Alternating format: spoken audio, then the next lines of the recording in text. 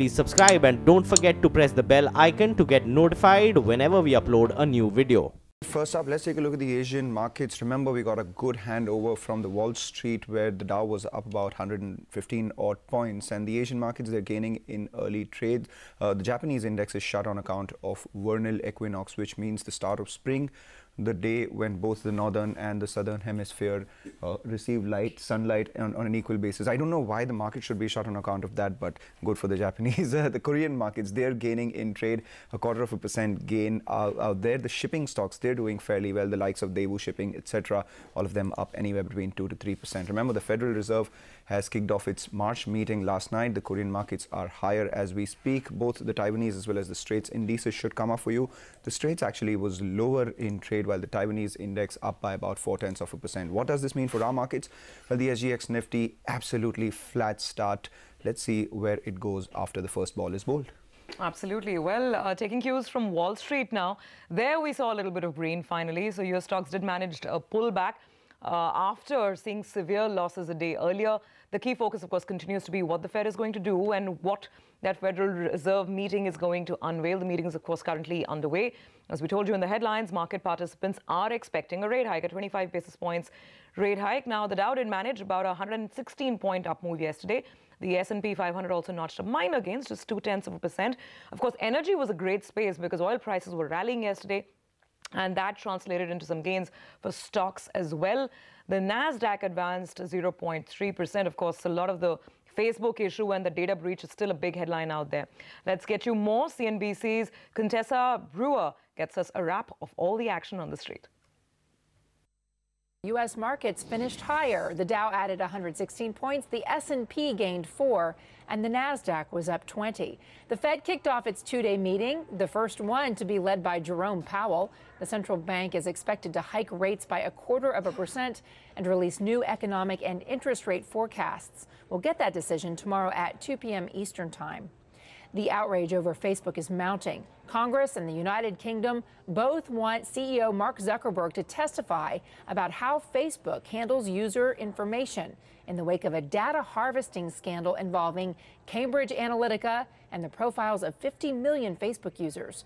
The social media giant held an internal meeting today to discuss the issue, and shares were down another 2.5% today. Oil prices rose to their highest level in 3 weeks, settling just over $63 a barrel. Tensions in the Middle East and the potential for Venezuelan output to fall further helped offset negative impact of rising U.S. crude production. This comes as President Trump met today with Saudi Crown Prince Mohammed bin Salman, the heir apparent to the world's largest oil-producing nation. That's the action from the U.S. market. I'll send it back to you in Mumbai. All right, Facebook continues to be the stock on the Wall Street. In fact, yesterday, as a result of that, we saw cuts on Twitter as well. Twitter was down about 10.5%, as was Snap. But all eyes will be on Jerome Powell as he chairs his first Federal Reserve meeting. The two-day FOMC meet will end later tonight, and market participants expecting a 25 basis points rate hike. As always, here is CNBC's Steve Leisman with highlights of the Fed survey. Let's take a look at what the market is looking for. Our 40-year respondents, 100% think there's going to be a rate hike announced tomorrow. 83%, maybe even more importantly, see that second hike coming at the next press conference in June. The median forecaster in our survey sees 3 hikes this year and 2 in 2019. That's not interesting. What is interesting is the next chart that shows you where the risks are. This is a distribution of our responses. So 21 see 3 rate hikes. You can see that here. But all the risk, everybody else who's not at 3, they're at more rate hikes. So a bunch, the second number, 18, are at 4. And you can see there's no risk seen over here. Nobody's betting on 0. Nobody's betting on 1. It's all 3, 4, or 5. You can see that, by the way, when you look at the outlook for the 10-year yield. That goes up. Over here, 285 is the current rate. It's really 290 today, but we didn't change the chart. 317, in other words, we're over 3% by the end of this year, and then 3.5% by 2019. And now another interesting development. Over the course of our surveys, time after time, they have raised their outlook for the S&P. This is the first time since July that for 2018 they've brought it down. Still not a bad outlook, 4% from the current level for this year, 8% by the end of 2019. I'll take that in the current environment. One concern, though, it's not even the Fed. The biggest concern is trade. It tops the list of threats to the expansion. And on trade, 63% say that the president's trade policies are negative for the U.S. economy. 81% say an exit from NAFTA is a bad idea. 75% are concerned about a trade war. And about half, which is a plurality here, say that these steel and aluminum tariffs will cost jobs. And we'll be waiting for that statement tomorrow and see how Jay Powell steers the market towards 3 or 4. I don't suspect, Wolf, it'll be 5. Well, and the market also wonders whether Jay Powell will actually touch that really prickly issue of tariff hikes or whether he'll steer clear in his first meeting. Let's get you some more expectations from Wall Street on what the Fed might do tonight. I think they're going to do 4 times. They probably won't indicate it tomorrow. They'll probably stick with 3, but they'll do 4. They're running down the balance sheet. You've got a lot of supply coming to fund the deficit. And oh, by the way, the foreign buyers aren't there the way they used to be over the last couple of years. I think that, A, it's the first time at the rodeo, in a sense, on the first press conference. We've seen in the past, sometimes that can be a little bumpy. So I think that's number one. And then I think the bigger issue is the continued focus on short-term rates and what it means for multiple compression across the board, because the tech story, I think, isn't just a specific stock story. I think it's a story of generally you can expect multiples to begin to come down even as earnings rise. It's his first meeting, but we had his first speech back in February, and that really set a tone with a market that was pretty negative. I mean, he came out very optimistic, and that might sound good, but optimism from a Fed chair usually means more rate hikes, and I think the market is just really having trouble digesting exactly where this Fed is going compared to the Yellen Fed, and it's a learning process. We're going to learn a lot in the next 24 to 48 hours about Jerome Powell, and I think that could be relief in and of itself, even if it is hawkish, because the market's actually, I think, pretty well priced for hawkishness. All right, the market is pretty much priced for hawkishness. That makes the Fed commentary all the more interesting if the announcement was not in the way market was expecting it to be. But in the European region, the markets closed higher. Investors focused on the outcome of this very Federal Reserve meeting. Almost all sectors in the European region closed in positive territory. The German index rallied the most, up 0.75%. Also, the financial services sector was the top performing sector, not just European region itself. We saw the emerging markets seeing good gains too. So 1% plus gains added on the Russian index, while the Brazilian index sat with a gain of about 0.3%. All right, let's move to the currency space, where again it's the Fed that's dominating all the action. The dollar has been holding firm ahead of the FOMC meeting announcement. The central bank is widely expected to raise interest rates for the first time in 2018, and that expectation is also pushing, by the way, bond yields higher, with the U.S. 10-year again hovering around the 2.9% mark. As we've been telling you, it's very, very quiet across most of the Asian screens, barring Hong Kong, which is a different story. But for us, the SGX absolutely flat. That index doesn't seem like it wants to get anywhere, at least right now. Well, just rewind back to the action yesterday. On the street, it was a fairly volatile session. The Nifty managed to hold on to the 10,100 mark, but the Sensex closed at below the 33,000 level. Banks had a tough day once again. The Nifty Bank Index closed 0.3% in the red. There was plenty of volatility. The mid-cap index, however, did manage a little bit of green finally at close yesterday. So that's, of course, a rewind of yesterday's action. What are we in for this morning? We have Sonia joining in with a sense of the market action for the day. Good morning, Sonia. Hi, good morning, Surbhi. As you rightly mentioned, it was really volatile. We did see some pickup from the lows of trade, and then we saw a sell-off as well at the highs. So give and take everything, this 200-day moving average of 10,160 on the Nifty has proven to be a bit of a resistance for now. If we get above that, then the market or rather traders believe that we could see some more short covering. But for now, that seems to be the immediate resistance or hurdle for the market. We did see some buying both from FIs and DIs yesterday, so that's a good sign. Also, in addition to that, the global cues have been largely stable yesterday. We saw the Dow rally about 116 points. Of course, all eyes will be on the FOMC meeting. It will be on, not just the rate hike that everyone's expecting, but the dot plot and how many more rate hikes are expected henceforth. What the tone of the new Fed chairperson, Jerome Powell, is it different? Will his stance be different from, the earlier Fed chairperson? So all of that really is what the street will look forward to.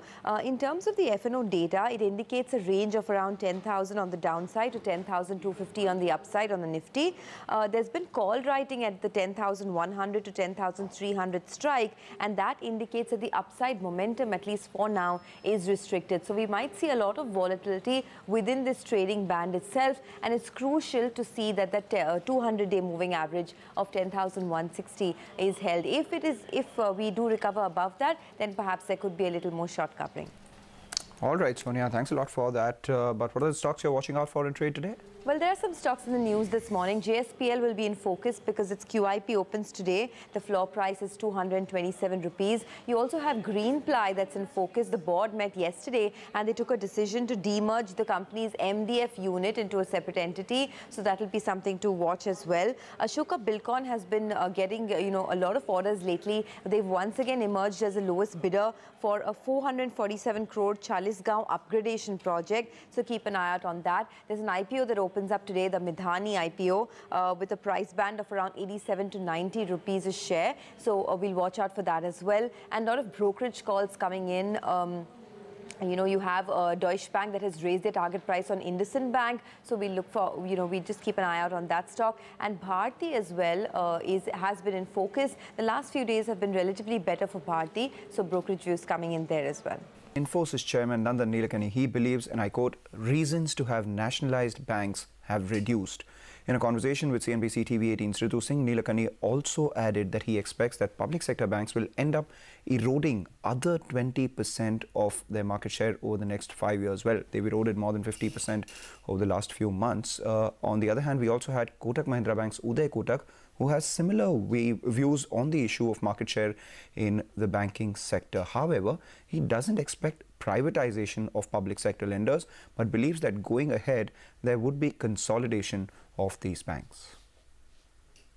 On the ground, I can just say this, micro India economically is in good shape. We are seeing growth, we are seeing a ability for us to be growing our loan book reasonably quickly, and therefore I do believe that the financial system is in a position to serve the needs of India's economic growth.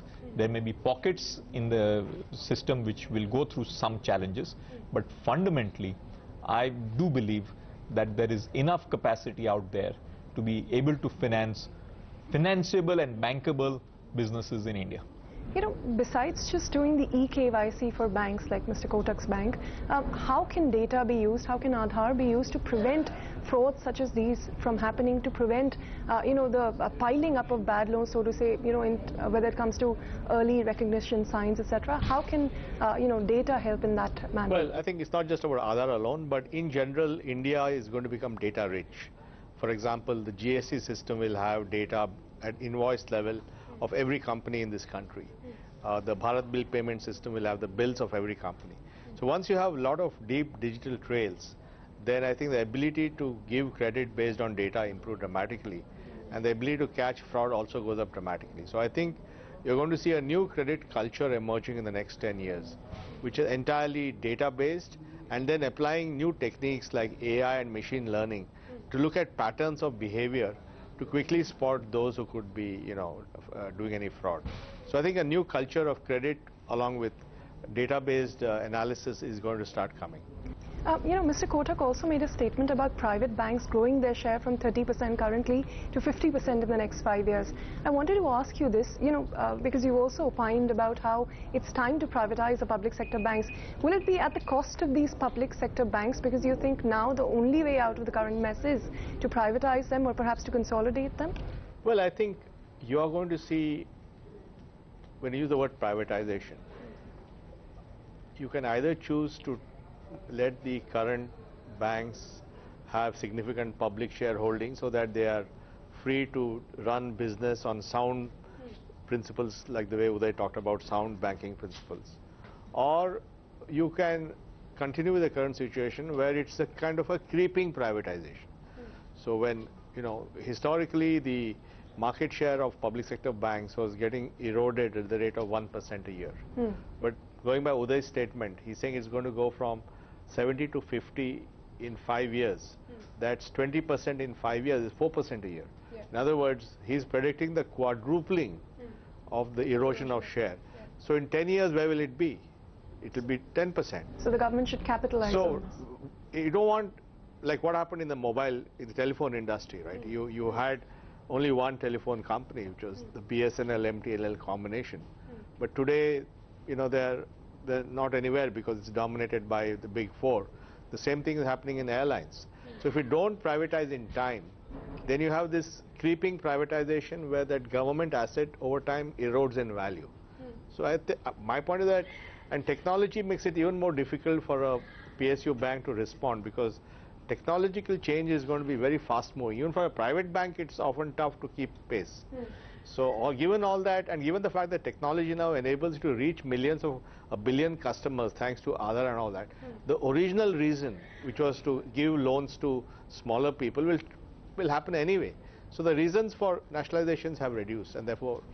So if the government were to follow the privatization route, when you're talking about private banks having 50% share in the next 5 years, will a lot of that be coming from the current public sector?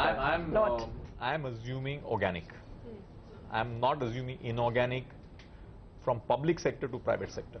What I'm also assuming is that we will have fewer public sector banks, and there may be consolidation between public sector banks. But that does not mean that they become private banks. Just one last question when we wrap up, sir. You've spoken a lot about the insolvency proceedings, and the Feb 12th circular is very clear that, Note 525, no CDR, SDR, S4A, it is going to be IBC. Should that really be looked upon as the most favorable route right now, given how much litigation we're seeing in that, given a lot of clarity that still needs to emerge? Is that really the preferred route to look at? See, what has happened is we call it SDR, CDR, 525, S4A. They say the road to hell is littered with good intentions. The fact of the matter is that through all these routes, what we effectively saw was some form of evergreening which was happening in the banking system. We were not seeing resolution as the root cause of going through these schemes, which was the intent probably of the regulator. So if that is not working, and the NCLT process itself is a resolution process, and it's only if resolution fails, it goes into liquidation.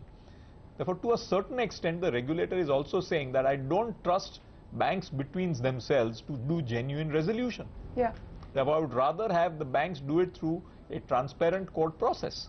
And that is the resolution mechanism. So this is the result of lack of trust in the banking system? I think it's about coming out of the fact that none of the so-called resolution plans have really worked. So it's not based on judgment, it's based on facts, that none of the so-called resolution plans have really worked. CDR, SDR, S4A, call it what you want.